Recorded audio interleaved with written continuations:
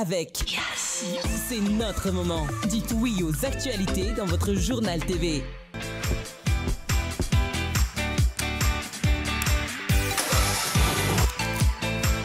De beaux projets pour des budgets serrés. Batimax, le partenaire des bons plans. Batimax, la qualité au meilleur prix. Manulcianoni vaovao.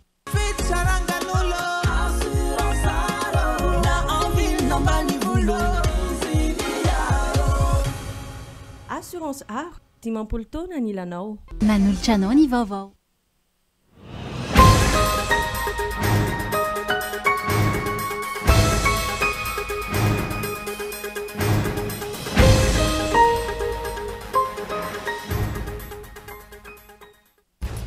Mijaly ny vahoaka to tsy misy mpiaro, tsy misy fiarovana ny ainy amin'izao fotoana izao. Amin'ny fiarovana ny ainy izay misandrahaka amina lafin-javatra maro.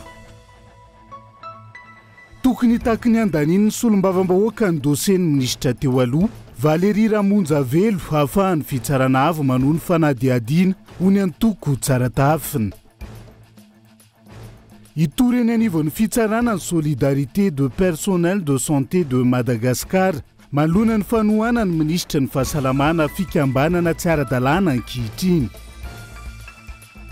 Mila manatsara ny famonom-baolina ny ekipa pirenena malagasy rahampitso raha tia azo ny tapakila andehanana ny amalalao famaranana ny tranona 420 ho ny mpankafy baolina kitra. Anivelany tafiakatra 20 ny maty ary mpanao gazety ny 5 vokatry ny darika bomba nataon'i Israel no hôpitaly Nasser atao Gaza androany araka ny tatitra nataony manam-pahefana tany an-toerany ny antsiprian'izay.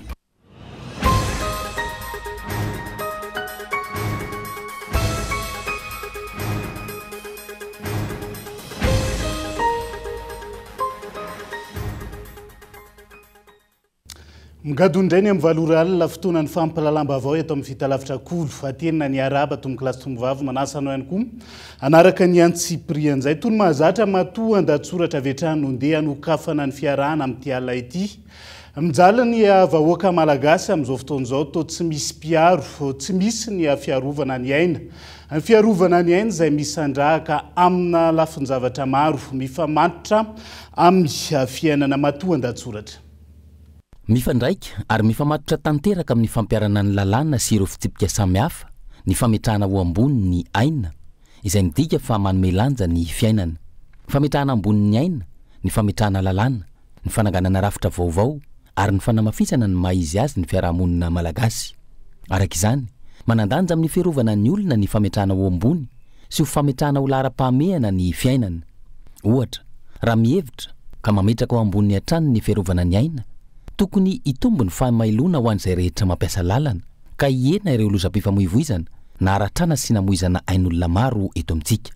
Ny eto amintsika, raha ny antotanisana voaka ny DGSR na ny Direction Générale de la Sécurité Routière, misy araka amin'ny 50 ny tranga lozam-pifamoivoizana ho an'ny faritany Antananarivo ny voalohan'ny volana Jona hatramin'ny 15 ny volana Aogositra lasa teo.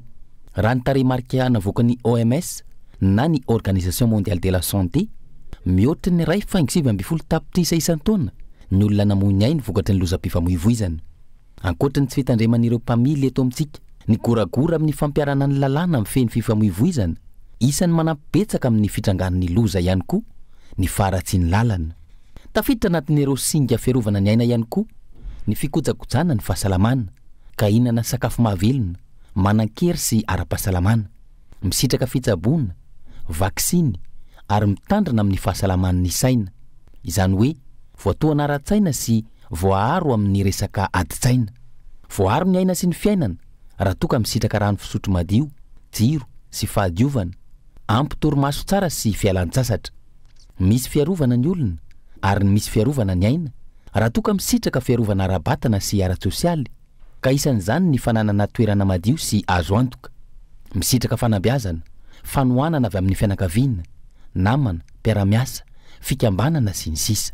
Eo anatrehan'izany rehetra izany, voaharo ve amin'izao fotoana ny ain'ny malagasy izay tsy misitraka fanabeazana araka ny tokony ho izy, tsy misitraka jiro sy rano araka ny tokony ho izy.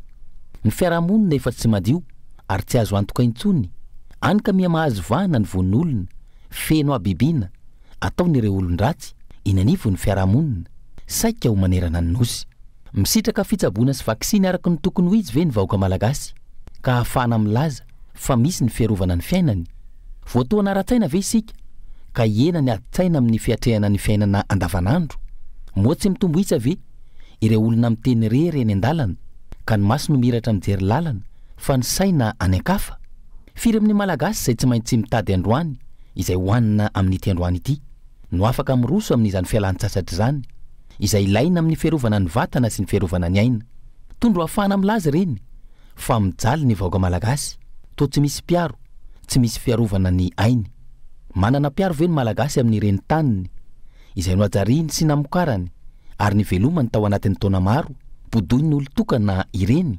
manana fiarovana ny aina ve ireo malagasy any amin'ny tontolo ambanivohitra tsy maintsy midy an-trano raha vao miletika ny masoandro ary ny sasany aza matory eny an-tsaha no ny tahotra von'olona sy ny fanafian-dahalo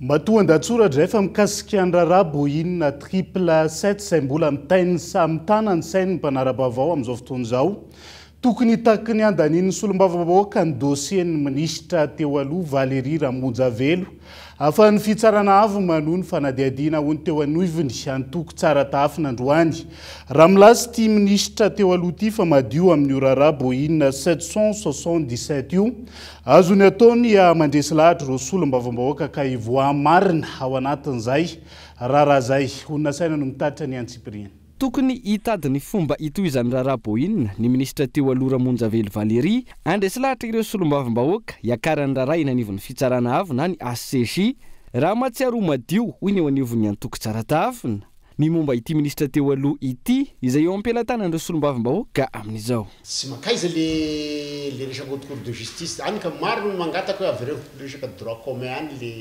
lafatratria lasa misy impunité zany na ny sy maty manota rehefa avy minisitra ianao raha ity resaka boiny ity zao dia efa miteny misy ny ministra Ramonjavelo fa hoe sy nanao ninninona afaka miresaka tsara izy izao nefa kehitriny zao raha vao sisy ny tribunal dia lasa ohatra nipetraka amboniny lohany eo hoe épée de Damoclès raha fa mananonanina zany izy mataotahorana dia hoe alefanay io fa tokony ho izy raha tegna matoko tegna tsara dia hoe alefasho ny tribunal alefaso ny izy zany tokony tenany zay alefaso fa la izy moa ka zareo ao amin'ny député indraiky izy mampiasa resaka inona moa procuration ary ny ministre tokony miteny tsara izy fa anao raiky ve ny hitondra an'io zavatra mavesatry be io isan'ny naverimberiny teo anivon'ny pôle anticorruption ny fahafarany herinandro teo momba ity rarabo inona ity fa tsy misy idirany Andry Rajoelina sy ny fianakaviany toy izay ihany koa ny prime ministre amin'ity trangana kolikoly fanapara-pahefana ity fanazavana izay mampitombona ny aya raha ny zava-misy hatrany am-piandohana no zoina asika mitady touriste hiditra maro amintsika ty amin'ny 1 million dia ity le resaka avion ty na farany hoe ho atao io opération io azahoantsika ny manao vol internationaux na makany Europe na makany Asie ohatran'izay izy tamin'ny voalohany ohatra ny mampieritreritra ihany zany hoe zavatra projet be tsara zany no lasa hoe tsy fantatry ny zareo ao ambony atraiza le fantatry ny atraiza tsy fantatry ny sao dia zay koa mety atao koa zay mety tsara koa zay ho an'le olo hoe tonga dia voadio moassamblée na izy koa hoe tsy fantatry koa hoe asianareo any koa io raha za izy aloha dia leoko za tena hoe magnadio tena hoe amin'ny resaka tribunal misy ahitana an'le hoe izy ny tena diso tamin'ity zavatra ty rafitrana joro andanimbolam-bahoaka fotsiny hatreto ny fitsarana avo na ny ACJ fa tsy manao ny asany araka ny tokony ho izy raha ny fanazavana olana na amin'ny reto solom-bavim-bahoaka amperinasa na ny teo alohany miantona hatrany ny dossier noho ny tsy fahatratrarana ny vato atsasa-manila mihoatra ka nampitondra ambony ireo filohana andrim-panjakana sy ny mpikambany eo anivon'ny gouvernemanta voaroroy amin'ny araragoavana dia miantona avokoa raha tokony handraisana fanapahan-kevitra ny solom-bavim-bahoaka lany tamin'ny IRD no maro anisa ka tsy mahagaga hoy ny mpanara-bavao raha misy hatrany ny fiarovana ny fampiarana ny tany-tandalàna nefa no vohitsakizaka amin'izay fifampiarovany samy antoko volomboasary izay raha izao fomba fiasa izao ihany koa zary lasa ararotin'ny olona sasany izay fomba fiasa izay ka atao izay ahalasa olona ambony mba ho voariny ireo solom-bavim-bahoaka ka tsy hiatrika fitsarana tranga izay mahatonga ny ankolafikery samihafa mitaky ny antsiana ny lalàna momba ny fitsarana avo tsy ho eo ampelatana ny solombavam-bahoaka intsony ny fahafahana manohy ny raharaha iadina amin'ny tsy maty manoty eto amin'ny firenena. Solika 100 litatra hatramin'ny 20 litatra isan'orano landy hanodinana ny teleferika amin'izao fotoana izao kanefa malagasy miaina lava anaty fahatapahany herinaratra. Tsy misy mandeha amin'ny laoniny ny zavatra rehetra eto amin'ny firenena ary tsy maintsy isika no ibabo ny atrosa amina miliara maro amin'ny fanamboarana ny teleferika ho ny mpanao politika nanaova amin'ny mpanao gazety fanadihadiana tamin'ity androan'ity Hentsora Soaromalala. Tsy misy mandeha amin'ny laoniny ny zavatra rehetra misy eto Madagasikara raha tsy resaka fotsiny mahakasika ny teleferika izay andaniana solika betsaka kanefa ny olona andeha lesitasy tsy mety voava ary vao miha mahery vaika izany amin'izao fotoana hoy ny mpanao politika. Teleferika izay mahavita mandany solika 7 tapitrisa ariary isanandro. Gazoal 100 litatra hatramin'ny 5 litatra isan'ora no lanin'ireo groupe manodina azy. Tsy any mpitondra irery ity firenena ity fa ny vahoaka malagasy. Saingy hatreto, ny vahoaka no mizaka io tsy mety ataon'ny mpitondra io. Isan'izany ny fandoavana ireo volabe tsy toko tsy forohana, ny ndramona nanamboarana ny teleferika. Trosa izay ho babeny ny taranaka faramandimby. Efa impiry ny teny daholo ny rehetrarehetra na ny mpanao politika moa lazaina foana hoe mitsikera na ny société civile na ny olon-tsotra dia samy miteny daholo hoe tsisy zavatra mandeha amin'ny laoniny zavatra rehetrarehetra misy amin'izao eto Madagasikara. Dia ohatran'izany ity zavatra mitranga amin'ilay teleferika ity andaniana 7 tapitrisa ariary isan'andro ny lanina amin'io mahafaka an'izay zavatra ny eritreretina ve nefa dia tsika rehetra samy mamaly fa tsy misy azonao tao angeny tsy miteny tsy mety satria tsy an'ny mpitondra rery ity firenena ity fa raha manana ary ny tena loza dia izao hoe zareo ny hitsoaka daholo rehefa tonga ny tokoa fa isika nampiarany an'ilay zavatra tsy nentina ataony ny tavela eto dia eo indray tsika hanototra ny lavaka rehetrarehetra izay nataony. Ny tena marina dia izao hoe tsy misy tanjony ny zavatra nataon'ny fitondram-panjakana fa tsika amin'izao fotoana izao kitihana ny anankiray dia tsy misy tonga 7 metatra na 7 santimetatra na 7 kilometatra dia mijanona. Raha afaka nindrana voana tapitrisan'ny euro maro ny fanjakana malagasy.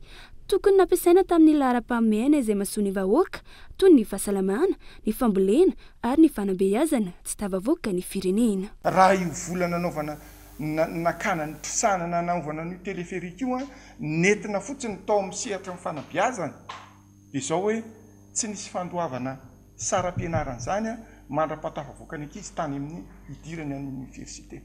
Tsy mbola nisy tamin'ity fitondram-panjakana ity ny hoe na mivana n'izany atao hoe tontolo ny fambolena eto Madagasikara izany. Firy tapitrisa hektara ny tany azo volena eto Madagasikara fa eto Madagasikara azo volena daholo na tapitanetana lohasa ninona ny tanitsika inona tsy ampiasana azy fa any amin'ny teleferika ianao no lembileny. Amin'ny fahasalamana izy dia efa niteneniko teo firy ny ain'olona maty izany tsika zany hoe maty any izy dia maty fa firy ny ain'olona maty ateraka ny délestage. Mikorotana tanteraka ny fiainam-pirenena ary tsy manana tanjona mpandroso ny fitondrana. Manjaka ny tsy fandriam-pahalemana satria any amin'ny tsy laharam-pahamehana vahoaka no hiazakazahana. Rehefa milamima ny resaka fanabeazana sy ny fahasalamana ary io fambolena io, milamima ihany koa ny sosialim-bahoaka. Raha ny fandanimbola amin'ny tsy laharam-pahamehana tahaka izao hatrany no misy, tsy ho tavavoaky Madagasikara ary tsy tsatra ny hemitra. Fa itoreny anivon'ny fitsarana ny solidarité de personnel de santé de Madagascar manoloana ny fanohana minisitra ny fahasalamana fikambanana tsy ara-dalàna amin'izao fotoana izao. Anehoany minisitra eo mason'ireo lehibeny fa voafeny ny ampiasa ny fahasalamana ny diran'ny SPSM ary notereny ny fanovany ireo birao mpitantana raha ny fanohi-kevitra ny entiny teo anivon'izay solidarité de personnel de santé de Madagascar zay tamin'ity androan'ity. Onona saina no mitaritra ny Antsipriany. Ampiasain'ny ministry ny fahasalamana ho an'ny tombontsoa manokana ny fikambanana solidarité de personnel de santé de Madagascar ho ny sekretera général n'ity fikambanana ity androany. Piasan'ny fahasalamana maherin'ny 7 arivo no mikambanao ary tian'ny ministra ho fehezana ka noterena ny fanovana ny biraopitantana raha ny fanazavana hatrany. Affectation, abrogation sy sazy maro samihafa no mahazo ireo piasan'ny fahasalamana sy ireo birao eo anivon'ny SPSM tsy manaiky izany. Tsy nanaiky ny birao ny SPSM ka vahaolana hitan'ny ministera ny nanangana SPSM hafa izay anao fionambean'ny Tomasina ny faran'ny volan'izao. Ijabahana Andriamatoa ministry ny fahasalamana-bahoaka tanteraka mihitsy ity association SPSM ity satria mety te hitazona ny toerany angambana izy ary ihany koa te hanana popularité izy ary te haneo izy fa voafehiny ny mpiasan'ny fahasalamana rehetra manerana ny nosy ka hanotrona an'io feonambe SPSM ataony Tamatavy amin'ny 29-30-31 août 2025 io. Terena tanteraka ny mpiasan'ny fahasalamana amin'ny ankapobeny, terena ankolaka sy mivantana ho tonga any Tamatavy dia tsy tompona ndraikitra amin'io izahay Bureau national ny SPSM ara-dalàna nijoro tamin'ny 2022 ka hitondra ny raharaha eo anivon'ny fitsarana izahay indrindra moa ka hoe misy ny olana mety hitranga amin'io fiantsonana ny mpiasan'ny fahasalamana rehetrarehetra manerana ny nosy io zay ho avy any Tamatavy. Araka izany lasa SPSM roa no misy eto amin'ny tany sy ny firenena amin'izao fotoana raha ny fanio-kevitra hatrany. Ny iray ekipan'ny ministra, ny iray hafa tarindreo birao izay mbola amperinasa hatramin'ny taona 2024. Misy tsindrisy samihafa mahazo ireo mpiasan'ny fahasalamana ka tsy maintsy mandeha amin'ny feonambe any Tomasina io raha ny fanazavana. Tsy ara-dalàna io feonambe atao any Tamatavy amin'ny 29-30-31 août zay karakarain'ireo bureau national tsy ara-dalàna. Nametraka taratasy zay teo anivon'ny préfecture-ny Tamatavy sy ny commune urbaine ny Tamatavy tamin'ny 20 août 2025 mba ho fanakanana any famorinan'ny mpiasan'ny fahasalamana any Tamatavy amin'ny 29-30-31 août io. Ny anio 25 août 2025 ndray zay dia nametraka taratasy eo anivon'ny primature amin'ny mahalehiben'ny gouvernemanta sy mahalehiben'ny asa-panjakana azy mba hanakana ary hanome baiko Andriamatoa Prime Ministre ny hanajanonana aloha anio feonambe national ny SPSM zay atao any Tamatavy amin'ny 29-30-31 août io. Miraisy kombakomba tamin'ireo grands électeurs reo sy ny mpanakorotana ny SPSM Andriamatoa Ministre ny fahasalamam-bahoaka ankehitriny. Tokony ho mpiany fikambanana ny ministra fa tsy miditra amin'ny raharaha anatiny sy mampisarabazana ny mpiasa ho hiatrany SPSM. Izy ireo izay miantso ny ambaratonga-pahefana mahefa amin'ny ity raharaha ity. Fa nahitana fiakarana 1,100 arina tamin'ny taondasa ny tany fanafaran'entana natao Madagasikara nandritra ny enim-bolana voalohany taona 2024 raha nitatitra navoaka ny banky foibeny Madagasikara. Mihiba manoloan'izay ny mizanam-barotra Madagasikara noho ny vola mivoaka betsaka kokoa noho ny vola miditra. Tranga izay mampitotongana ny sandam-bola malagasy ihany koa ary ahina ampiakatra hatrany ny vidim-piainana amin'izao fotoana izao. Daniela Minosono mitatitra ny antsiprian'izay.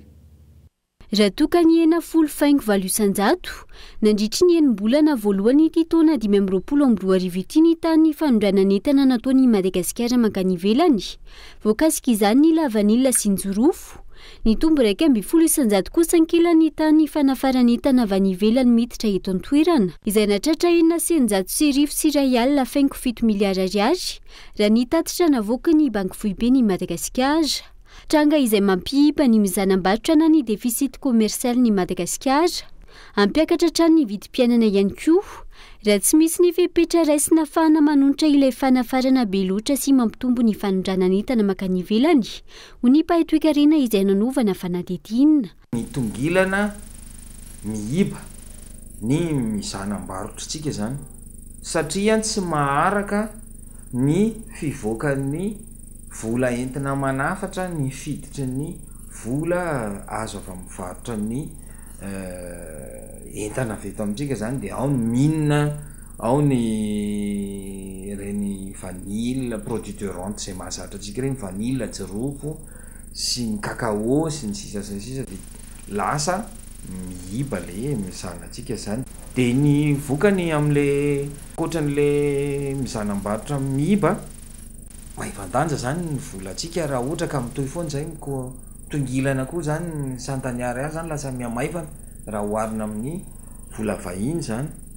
Rehefa miamaivana le santaniary ary mihoatra amin'ny vola vahiny dia reo entana ho importentsika rehetrarehetra reo hiakabidy ihany koa reo satria vola vahiny hividianana an'ireo dia rehefa vadika vola ariary zay maivana dia mila ariary betsabetsaka hividianana anazy zany. Dia zay le miakatra amin'ny vidim-piainana rehefa vokatra le mizanam-bola mihiba. Dia ohatr'izay zany dia efa miakatra indray le vidim-piainana amin'ny ankapobeny ka tsy maharaka an'izay le fidiram-bola ny isam-batan'olona na ny isa tokantrano ohatra de lasa mety hiatrika ataontsika hoe fahasahiranana mandalo raha vao maharitra le fahasahiranana de lasa fahantrana amin'izay le izy avy eo ankilany azo atao tsara ny mampiena ny tany izay fanafarany entana be loatra izay raha manome lanja sy mifantoka bebe kokoa amin'ny famokarana anatiny isika eto Madagasikara fa rehefa manena le fanafarana an'le entana mila mampitombo famokarana anatiny tsika zay le izy mba tsy isin'le distorsion eto amin'ny tsena anatiny zany de lasa miakatra be indray ny prix an'le entana tsy nafarana raha izay ao anatin'iny tsy manafatra entana iny ihany koa de mila mena tatsoroka koa zany ny sehampamokarana anatiny rehefa mena tatsoroka ny sehampamokarana anatiny mba afaka mamaly an'le tianady eto anatiny zany fa lay famokarana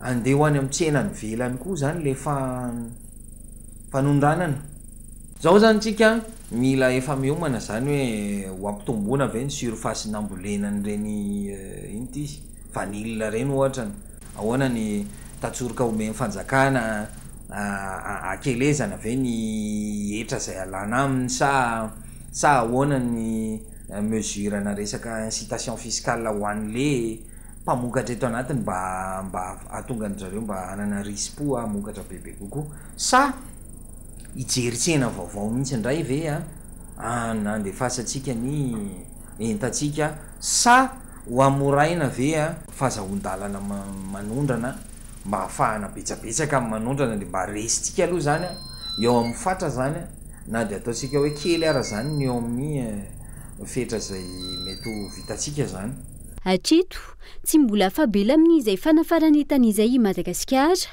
raha ny toidra raha sy ny zava-misy eto an-toerana amin'izao fotoana raha hiverenana saika ireo entana ilaina amin'ny fiainana andavanandro tahaka ireo vokatra ara-tsakafo akora fototra fampiasa amin'ny famokarana fitaovana elektrônika angofo sy ny maro hafa ny ankamaroany ireo entana nafarany Madagasikara tany ivelan'ireo indrindra tany Chine izay voasokajy ho firenena voalohany mpamatsy any Madagasikara amin'izao fotoana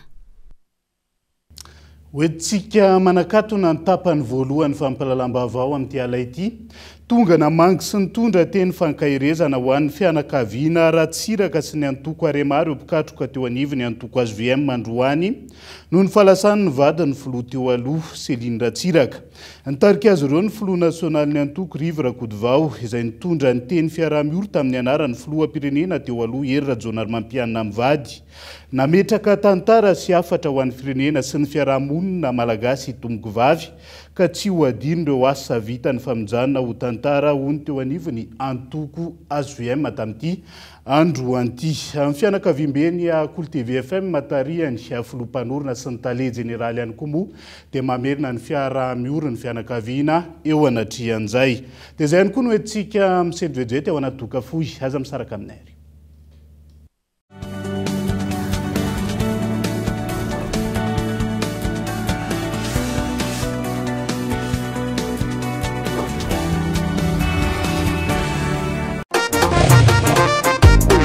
Innan moto tena tsare sady matanjaka no maharitra afinaritra mitonga zay cross tsy matetena fa mora ampiasainy fenoma zay semi cross na mandeha lavitra tsisy atahorany fa tena tsisy no sady mafe mahazo aina mitaingina azy watster andao madama tsika hividy alefa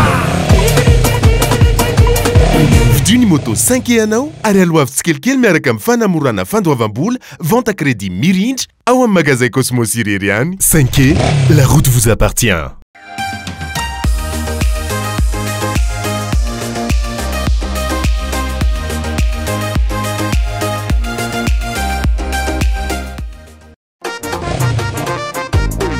Innan moto tena tsare sady matanjaka no maharitra afinaritra mitonga zay cross tsy matetena fa mora ampiasainy fenoma zay semi cross na mandeha lavitra tsisy atahorany fa tena tsisy no sady mafe mahazo aina mitaingina azy watster andao madama tsika hividy alefa 5K, la route vous appartient.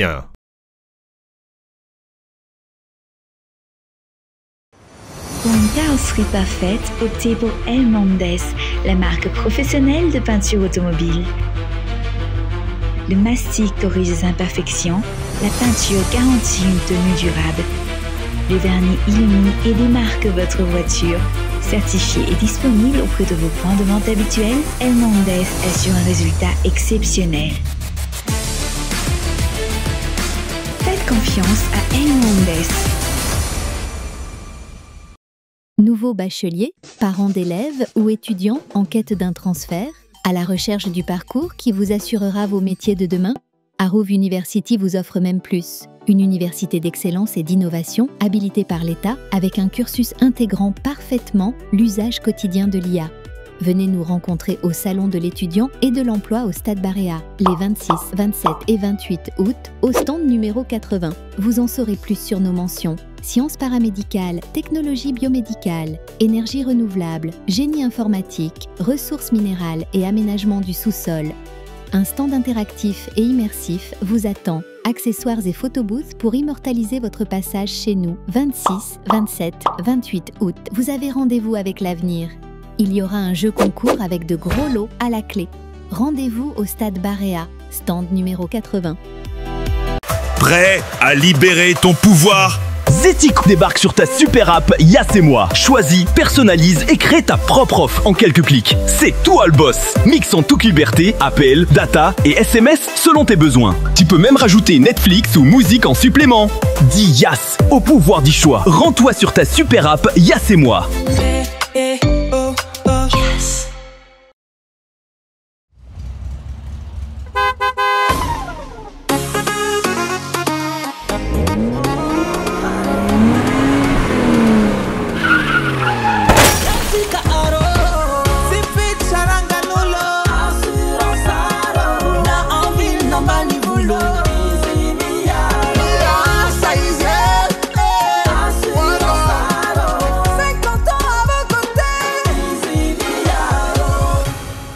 Assurance Art, Timampoltona Nilanao.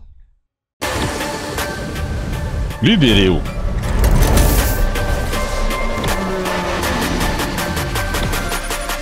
Menaka vilenta amin'ny vidiny sava be.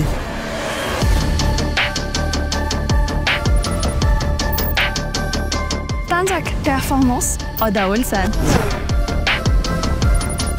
Tena mitaiza moteur ty lupie, mampiena dépense. Premium Lube Jovena, libérer la performance. Jovena, source d'énergie.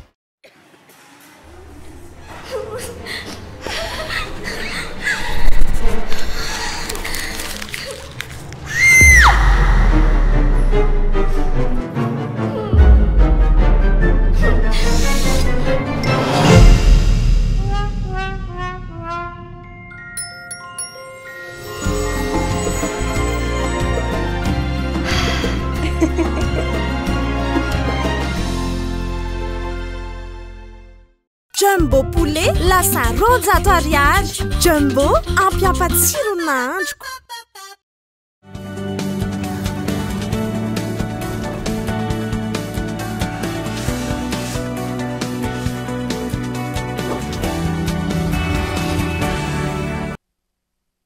Ny tapany faharoa amin'ny fampalalao ndray amin'ity ala ityamiverina mahazo vahana amin'izao fotoana ny fisolokiana amin'ireo mpanao casse-point eto Andrenivohitra. Manova fomba fiady hatrany ireo mpanao asa ratsy hoentiny solokiana ka maro ireo lasibatra amin'izao fotoana izao raha ny fanadihadiana. Entsora Soarimalala no mitaritra ny antsiprian'izay.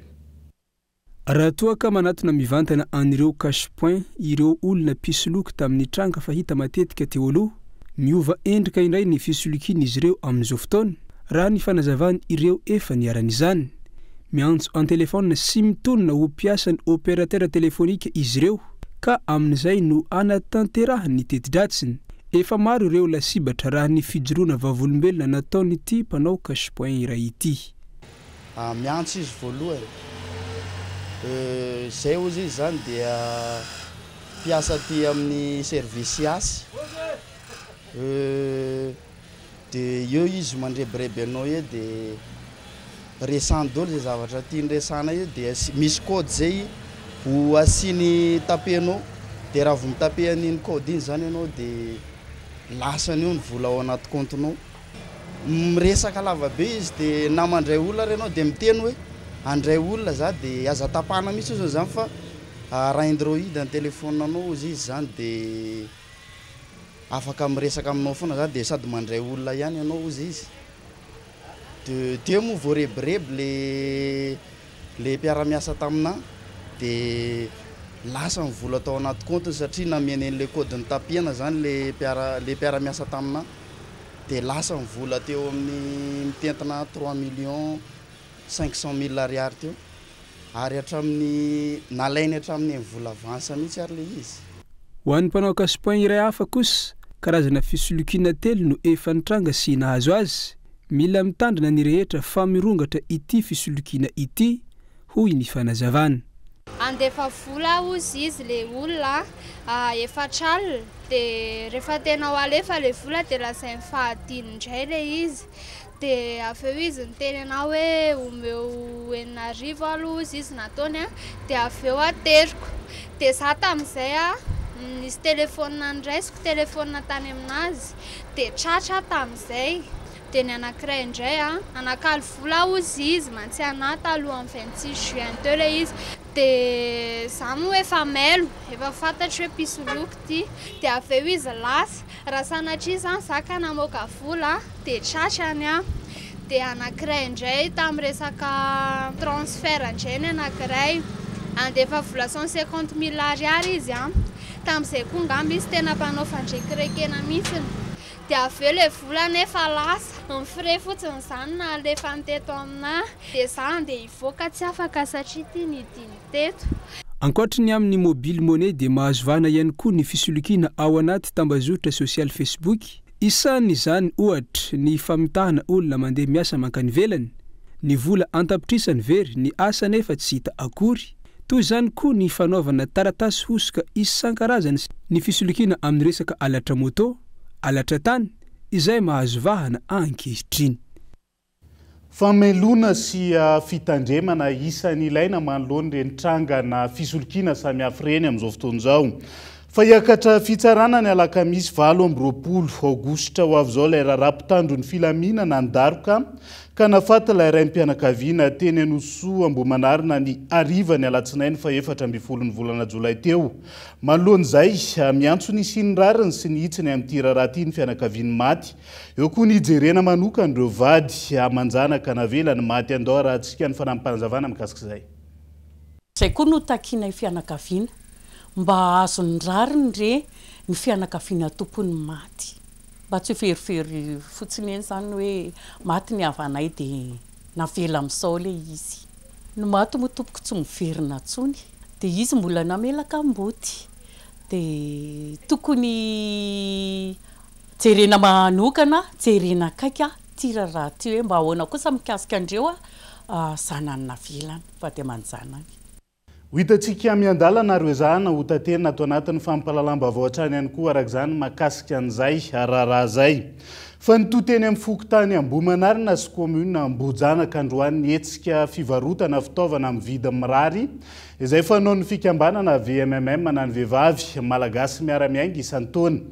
Hiakaran'ireo zaza mianatra no isany tanjona voalohany hoy ny mpikarakara ny hetsika izay nahafapoka irariana ny toizan'izay ho hatrany ireo mpanjifa tamin'ity androan'ity Entsora Soary Malala. Ho fanohizana ny asa efa natao sy ahafahany rehetra mandray anjara dia nitoto amin'ny fokotany Ambohimanarina sy tao amin'ny commune Ambohijanaka indray nihetsika fivarotana fitaovana amin'ny vidy mirary izay efa fanao ny fikambanana VMMM na ny fikambanana vehivavy malagasy miara-miainga isan-taona hiakarany tahan'ireo ankizy malagasy tsy an-tsekoly no tena tanjona amin'ny hetsika. Izy ity zany dia hetsika efa nataonay nandritra 12 taona ho fanampiana sy anjara biriky entinay vehivavy malagasy miara-miainga ho andreo ray aman-dreny satria amin'ny mpianakavinanay dia manana anjara izay manampy ireo reny ohatranay mba hiakatra ny sandraton'ireo ankizy malagasy hiditra ampianarana satria ny fianarana lova tsara indrindra ary ny teny filamatsay malagasy miara-miainga dia izay manoro lalamainy tsy mamindra aina. afapo ary tsy diso safidy izay hoy ireo ray aman-dreny ary irina ny tohizana izany isa-taona manampy amin'ny fahasahiranana amin'izao fidiran'ny mpianatra izao ny fiainana efa mafy akoatra ny fifidianana fitaovam-pianarana nefa mbola misy ihany koa ny vola tsy maintsy alohan'ny ampianarana isaorana avy MMM manoloana zao etsika izao hoy izy ireo safidy ny teta satria eto zany mba misy fihenam-bidy ho an'ny ray aman-dreny dia izay ny antony nividianako teto efa nahita anazy tamin'ny maraina teo dia hiveriny ay mahafapo tsy mandisy fanantenana sambany koa vao nahita an'izay zany fa efa zatra makany amin'ny gros foana koa irina mba hiverena amin'ny foana dia ankizy anankiroa ny ana sisa mianatra dia hita amin'ny foana zany nataoko anankiray ary zava-dehibe satria manamora an'le fahasarana ny ray aman-dreny mpianatra amin'ny fampidirana mpianatra amin'le vidin'le fitaovana sady mba mora mirary mahafapo satria mantsy ty tanàna be olona dia mba irina hoe misy foana fa tsy hoe inga mandeha mora le izy dia izay mahatonga navidy anazy tena irina mihitsiny dia efa hitako zao hoe misy an'izao atao dia vidy foana isa-taona eny tokony atao hoe verimberina foana aloha ety amintsika ety Ambohimanarina mba isin'le fanamorana ny fampidirana mpianatra satria zao tsisy vola ny ray aman-dreny mpianatra dia tokony hoe asiana foana ny ohatr'izao dia misaotra betsaka ny MMM moa zany no zao fanampiana ny famorany ny fitaovam-pianatra izao itoy eny amin'ny fokontany andotam-penaka ny hetsika fivarotana fitaovana amin'ny vidiny mirary izay karakarain'ny VMMM ho an'ny rampitso talata fa 24 ny volana aogositra hetsika ho entina hanampiana sy hanamavanana ny fahasahirana ray aman-dreny eo amin'ny fampidirana mpianatra ambola toy amina toerana hafindrany hetsika aorian'izay vaovao ny fanatanjahantena fandresena no andraindray ny mpakafy baolina kitra amin'ny Barea any Madagasikara mandritra ny lalao manasa-dalana ifandonana amin'ny ekipa Soudan Rampitso lesoka ho an'ny ekipa malagasy ny famonoam-baolina ka tokony ahojereny ny mpanazatra ireo mpankafy baolina kitra sendra ny mpanao gazety tamin'ity andro anty arina fitiavana no mitaritra ny antsiprian'izay samy andro fatratra ny lalao manasa-dalana ifandonan'ny Barea any Madagasikara sy ny ekipan'ny Soudan atao Rampitso amin'ny 10 ora sasany ariva ora eto Madagasikara ny mpankafy baolina kitra lalao akana ny tapakila iakarana amin'ny lalao famaranana ny fiadina ny amboarany Afrika na nisanna 420 sy 20 ho an'ireo pitia baolina kitra nanaovana fanadahadiana androany tokony andresy ny Barea amin'ny io lalao io ary izay fandresena izay no mila tazomina mbola lesoka ny eo amin'ny fampidirana baolina ka eo ny tokony amafisina ahazoana vokatra tsara 2-0 atsika io satria maivana be satria resy le Algérie dia reny tsy resitsika dia mazava be hoe 0-0 atsika io tsy ava-be le izy rehefa resy izy dia resy foana aloha io tsy Madagasikara koa tsy anaiky izany tsony raha fahitana le baolina Rampitso zany tokony andresitsika satria ireo ekipantsika ireo zany raha fijeriko azy zareo zany betsaka vaovao ary ao anatin'ny tanjany tsara ary toe-tsaindry zalahy zany dia hoe ny andresy hatrany fanatsarana kely tokony atao zany tokony hitany coach zany amin'ny coach azy hoe moa atoro izy fa tokony mba amboariny kely zany le mpampiditra baolina atsika matetika le olona ry le joueur atsika la ry amin'ny axe indray matetika lasa mampiditra le baolina fa tsy le attaquant dia io zany no mba hoe mila fanamboarana kely zany rosy ray eo na rosy 0 eo baolina maresitsika satria reny Kenya reny tena mafy indrindra atao amin'io anio nefa ndreny zao resitsika lasotany zany be moral betsika manjetsy la to dia tsy miany ihany zany coach roreo mampijoro bandy to dia le bandy tena combatif na ampijoroana moral solesy ho an'ilay Barea dia izay manohana foana ty tanàna efa Barea Jaivin resiny Barea any Madagasikara tamin'ny isa 3 no ohatra ny ekipan'ny Soudan tamin'ny lalao niaonany Rotut nandritra ny andro fahatelo isam-bondrona tamin'ny sanina 3 sy 20 hanalavela izany ny ekipan'ny Soudan Rampitso Ratoaka nanamafy ny mpanazatra sy ny mpilalao malagasy fa hiady mafy atafita any amin'ny lalao famarana ny sanina ity lalao manasa-dalana faharoa amin'ny Rampitso talata ny fifanandrinany ekipan'ny Maroc sy Senegal amin'ny valora sasany alina mirarisoa ny ekipa pirenena malagasy araka izany ao anatin'izay lalao tanterahana Rampitso ifandonana amin'ny zareo Soudan izay ihany koa no hoe tsika miampita ao anatin'ny maresaka iraisam-pirenena vetivety tafiakatra roapolo ny maty ary mpanao gazety ny 5 vokatry ny daroka bomba nataon'ny Israel ny hôpitaly Nasser atao Gaza androany araka ny tatitra nataony manam-pahefana tany an-toerana. Ny aiky ny tafika Israeliana fa nanatanteraka ny fanafihana tamin'ny faritra misy ny hôpitaly saingy laza ny nanenina tamin'ny fahasimbana sy ireo namony ainy tsy fidiny noho ny fanafihana izy ireo. Ny tafika Israeliana izay laza ny tsy nikendry manokana ireo mpanao gazety ihany koa raha ny tatitra hatrany. Dia izay ihany koa no tena manakatona ny fampahalalam-baovao any androany. Naiza misy anao hankasitrahako ianao nanaraka ny fampahalalam-baovao hatramin'ny farany. Mandrapitafa ao amin'ny rapitsondray ary tomboky lasy tombo vavy veloma tomboka.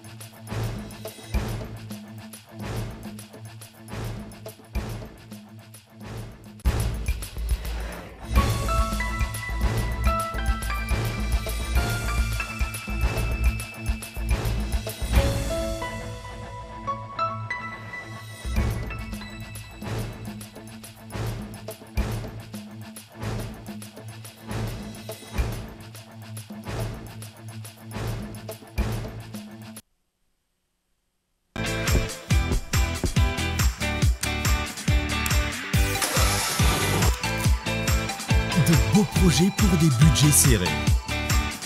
Batimax, le partenaire des bons plans. Batimax, la qualité au meilleur prix. Vous a présenté Nivava.